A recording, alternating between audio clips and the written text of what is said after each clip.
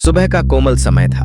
गांव के आसमान पर सुर्खी की हल्की लकीर उभर रही थी, मानो किसी ने लाल गुलाल को रुई में लपेटा हो। बिना हड़बड़ी, बिना शोर, पीपल के पेड़ से कबूतरों के परों की मृदु आवाज और दूर कुएं से आती रहट की खटखट, मानो गांव की सुबह का अपना संगीत हो। सब कुछ सुस्त था, सब कुछ सादा था, पर इसी सुस्त सुबह को चीरती हुई एक काली एसयूवी गांव के कच्चे रास्ते पर मुड़ी। पहियों के नीचे धूल उड़ी, सन्नाटा टूटा, सुबह की नींद जाग गई।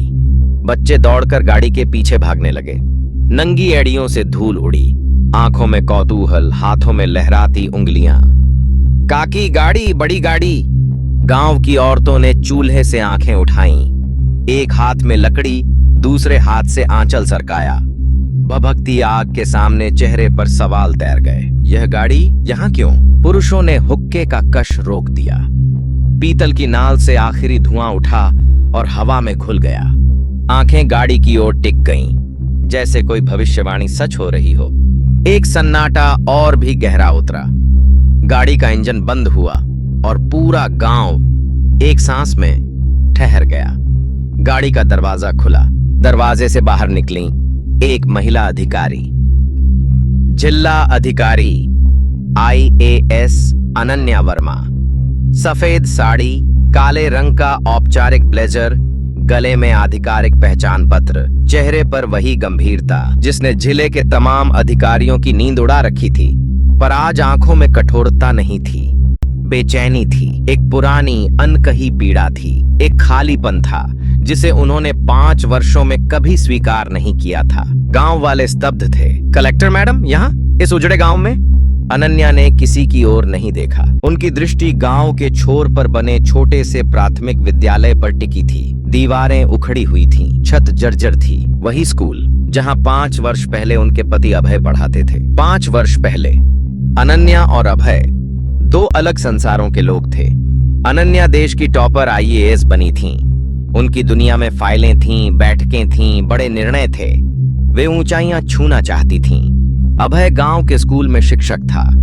तनख्वाह कम थी, पर जुनून अपार था। वह अपने बच्चों को अंग्रेजी पढ़ाना चाहता था, बस इतना ही। शादी के शुरुआती दिन मधुर थे।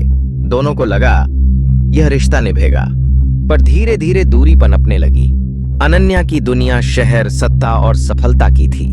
अभय की दुनिया वही गांव, वही स्कूल, वही बच्चे थे।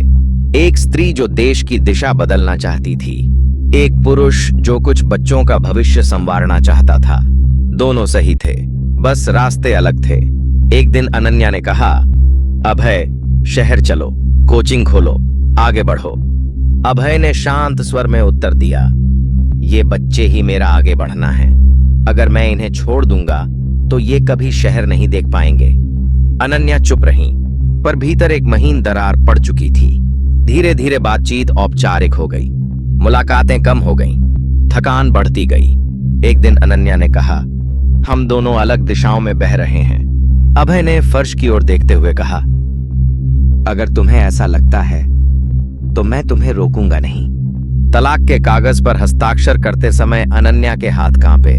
अभय ने कुछ नहीं मांगा, न घर, न जायदाद, न भत्ता, बस अपनी किताबों का पिटारा उठाया और गांव लौट आया। अनन्या ने सोचा, समय सब ठीक कर देगा, पर समय ने दूरी को और गहरा कर दिया। अनन्या स्कूल के बरामदे में खड़ी थी। दीवारों पर बच्चों के रंगीन चित्र बने थे, हाथी, तितली, सूरज, घर।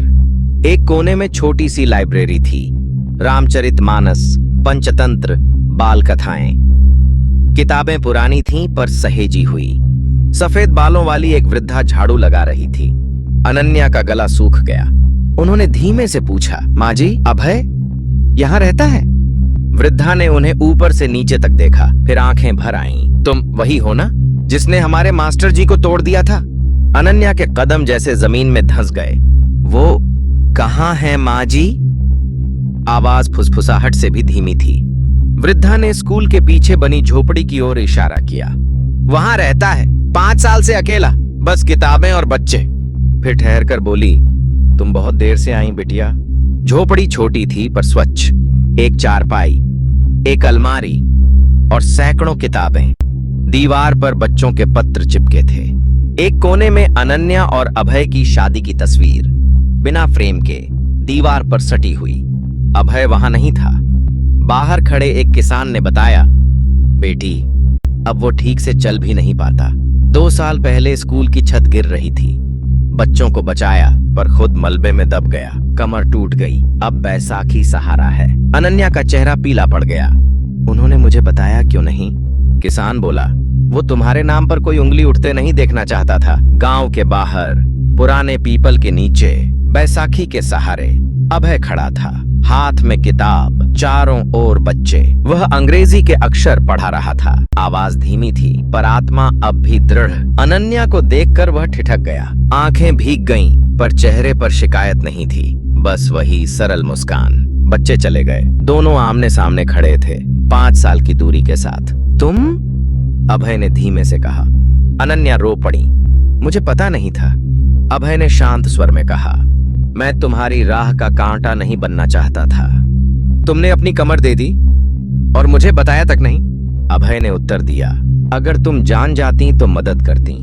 लोग कहते मैडम ने अपने पति के लिए किया। मैं तुम्हारी निष्पक्षता पर प्रश्न नहीं चाहता था। अनन्या का सिर झुक गया।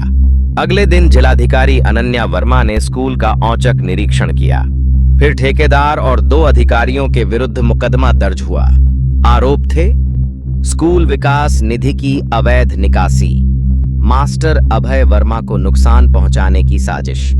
अनन्या ने स्वयं जांच की, दस्तावेज खंगाले, गवाह जुटाए। 1 सप्ताह में आरोपी जेल पहुंच चुके थे। गांव स्तब्ध था। आज फिर सुबह है। नए स्कूल के द्वार पर लगी पीतल की तख्ती पर लिखा है, अभय वर्मा प्राथमिक विद्यालय। फीता काटते समय अनन्या की आंखें नम थीं। उन्होंने कहा, 5 साल पहले मैंने एक सच्चे इंसान को इसलिए खो दिया क्योंकि मैंने अपनी कुर्सी को रिश्ते से बड़ा समझ लिया था। आज से हर बच्चा, हर स्कूल मेरी प्राथमिकता होगा। फिर मुस्कुराई। कानूनी औपचारिकताएं पूरी होंगी, पर आज मैं सबके सामने कहना चाहती हूँ, अगर तुम चाहो तो मैं फिर से तुम्हारे साथ चलना चाहती हूँ। गांव में सन्नाटा छा गया। अभय ने बस इतना कहा, तुम आई, यही काफी है। वही सुबह की धूप थी, पर आज वह पहले से अधिक गुनगुनी लग रही थी। स्कूल की घंटी बजी। बच्चे कक्षा में बैठ गए। अभय अपनी बैसाखी और अनन्या के सहारे कक्षा की ओर बढ़ा। सन्नाटा नहीं था, अब सुकून था। और एक सच कि प्रेम कभी कभी साथ रहने में नहीं, एक दूसरे की राह को आसान बनाने में भी होता है।